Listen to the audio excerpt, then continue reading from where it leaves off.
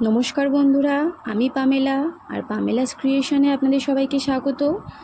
আমি এখানে চিকেনের একটা সহজ সরল রেসিপি নিয়ে এসেছি, যেটা ঘরোয়া পদ্ধতিতে সবাই করে থাকেন আপনারা।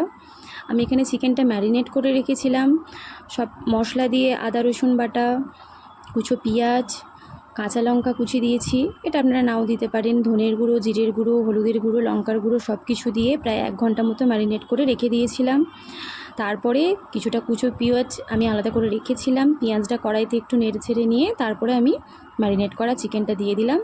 তারপরে দেখুন আমি ভালো করে কষিয়ে নিয়েছি টমেটো কুচি দিয়ে। এতে আর কিছু দিতে হবে না। নুনও আমার দেওয়া ছিল আগে থেকে ম্যারিনেশনের সময়তে, আপনারা চাইলে আরও দিতে পারেন পরিমাণ মতো।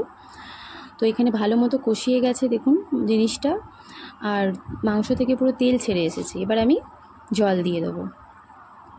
জল দিয়ে, যাদের হাতে খুব টাইম কম থাকছে, তাড়াতাড়ি চিকেন রান্না করতে চান, তারা এইভাবে যদি রেখে দেন ম্যারিনেশন করে, টাইমটাও কম লাগবে আর তাড়াতাড়ি হয়েও যাবে। এতে আমি আলু ব্যবহার করিনি, আলু দিইনি। আপনারা চাইলে আলুও দিতে পারেন, আলুটা ভেজে নিয়ে। এরপরে দেখুন মাংসটা হয়ে গেছে পুরো। আমি এতে চিকেন কারি মশলা দিয়ে নামিয়ে নিয়েছি। আপনারা চাইলে গরম মশলাও দিতে পারেন। দেখুন আমার চটজলদি চিকেন রেডি।